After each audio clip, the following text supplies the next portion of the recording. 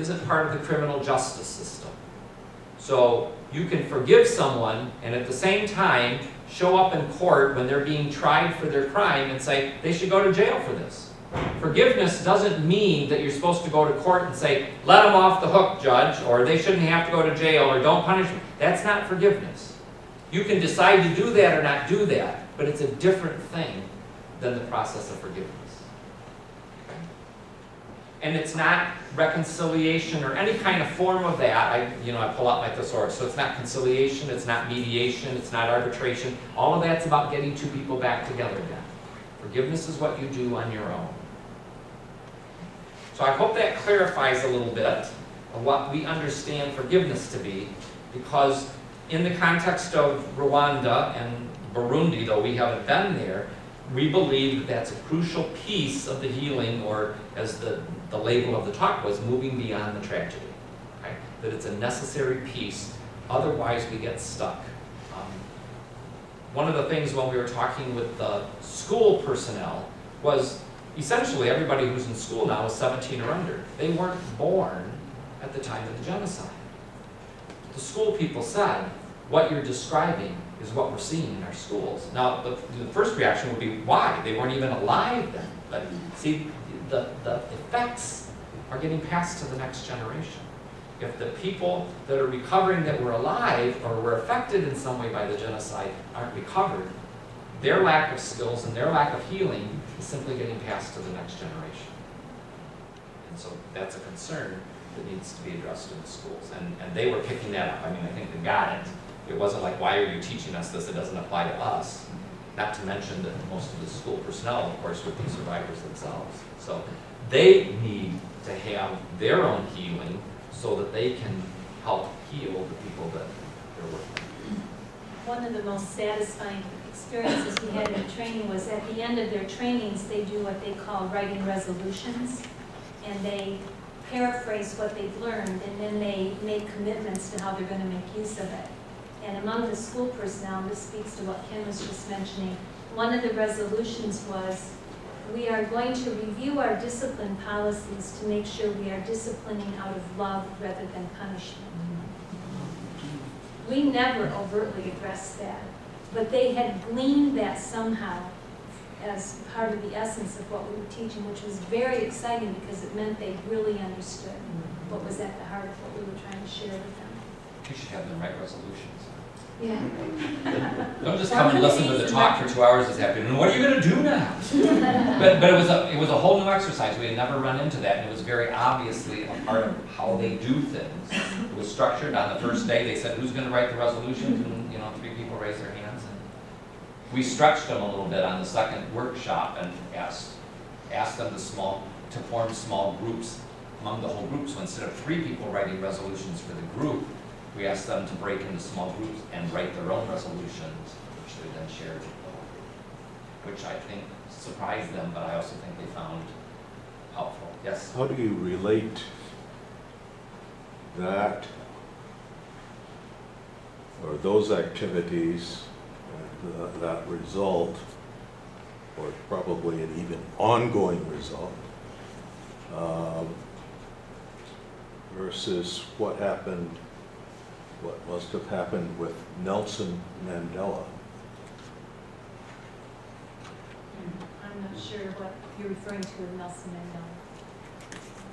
Well, he didn't come out ready to kill or to seek revenge.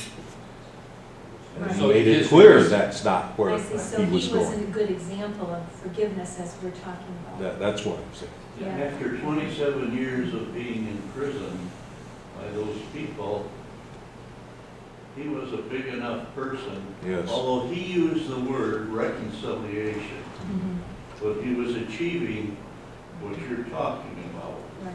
You had to have that in place somehow to be able to do what he did. And the other group that we have been aware of nationally was the Amish.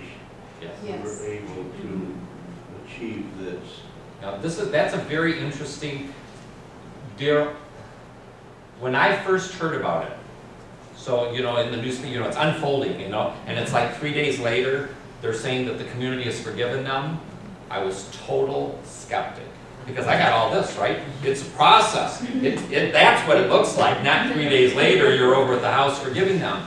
Having read the book, I have to say they have a different understanding of forgiveness in a couple of significant ways. One is that it is very, very much built into their culture as an expectation. And it's in there all the time. You know, this talk would be totally wasted in an Amish community. They've done it. They've done it. They already know Three-quarters it. through the process before anything bad happens. Right. They've already done a lot of the pieces of what we would have to we're teaching people why it's important to forgive, and they're already doing the process by how they live in their community. How do you think that this whole nation was able to lay the groundwork to this forgiveness You mean before Rwanda? you got there? Well, there's a strong religious base, so there's a motivation in that regard. And I don't know of anybody who doesn't want to get better.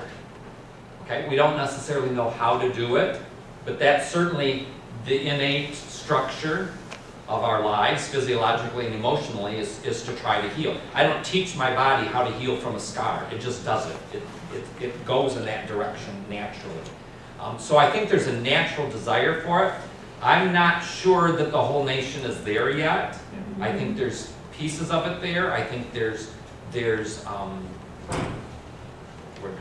large groups of people who want that, and there's a lot of work being done. Like I said, we met with Catholic Relief Services, for example. Catholic Relief Services is coming to the end of their third 3-year program focusing on forgiveness and reconciliation. So we hope to build on that. We're not going into something new that they've never done before. They have been working in that We're not the direction. only show in town. There's also a Father piece, Ubald is very popular. and that's Very what well. you want to talk? Father Ubald is very well known for his work in forgiveness. We had heard how well known he was, but when you ride in a car with him, every little village that you pass, he stops and chats with the crossing guard, and the whole country knows him. And his message is, Sister Marie Giuseppe, would you agree that people know Father Ubald and his message? Yes, we talk about how to know the result about forgiveness. If Father went to Rwanda and we thought for many people there could not see immediately the result. We need time. If, for example, you sow seeds in the rain, you wait 2 months, 3 months to see fruits. But if I see and I try to understand and to remember how the people stay together, continue working together, it is a miracle. Because if you live with someone who has killed your parents, and I don't know, it is a miracle. There's no, I cannot understand or give some solution to say we live together because. There's no because. It is a miracle, it is God who helps us to live together. Sometimes we find the problem,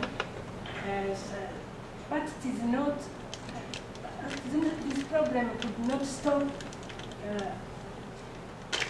processes for It defies logic, doesn't it? But we have a hope. The wounds stay there. As his father said, he said, to forgive is not to take care for someone who hurt you. No, you need your healing yourself. If I am healed, the other person is healed, and together we can build the. It is easy for me to forgive than someone who hurt me, because I have to help him to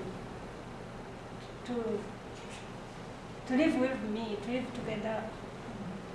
It's that point that sometimes the person who's been hurt has more power. And I recently read a book called between vengeance and forgiveness, Rebuilding Society After Mass Atrocities by Martha Minow.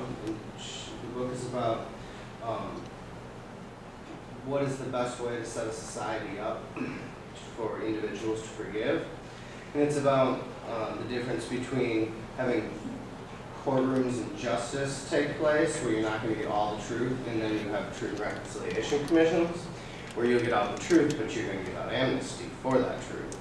So I was wondering if you could comment on what you have witnessed and what you think. I know that the Reconciliation Commission happened in Rwanda, and I don't know. And I don't know a lot about how that happened either way. What strikes me in the way that you pose the question is it becomes an either or, and I don't know that either or is a general. The truth is, both sides of the genocide are victims. They're all victims. And they have to embrace each other as in their shared victimhood so that they can heal together. To forgive in this process, do you have to know what happened? I mean, what if they just disappeared, your family members just disappeared, and they don't actually know what happened? So, is the truth more important? Well, no, because I still have the injury, for example, of having lost my parents. So it's not so much do I need to know the truth of how my parents died as the fact that my injury is that I don't have my parents now. We make a distinction, for example, in the process of not doing social forgiveness, not forgiving institutions. I don't forgive the U.S. government. I don't forgive the IRS. I don't forgive the Army. How do you make that personal? I might need to forgive the person who audited my taxes. I might need to forgive the major who gave me this order that I followed or didn't follow. You see what I'm saying? How to make it personal rather than this kind of abstract forgiving of a big group, which doesn't really get to what the injury is. You can have distorted thinking where you hang on to, I have to know the truth or I can't get past this. And that would be an example of distorted thinking. In Deo talking about the Hutus and the Tutsis, talked about how the lines were already blurred before this genocide. Is there, does this figure in at all? Is there, intermarriage and so on, and how the physical characteristics that might once have defined one as opposed to the other were so blurred? Are people in those nations getting beyond that, getting beyond those divisions of Hutu and Tutsi any better than they did going into this genocide? My reading, so we were there for 2 weeks, so I got to be very careful about that. But my reading, which was 3 or 4 books, okay, so that's, whoa, now I know a lot, right? But my reading says that those distinctions were blurred, as you say, and that part of what led up to the genocide was trying to reinforce them as rigid categories.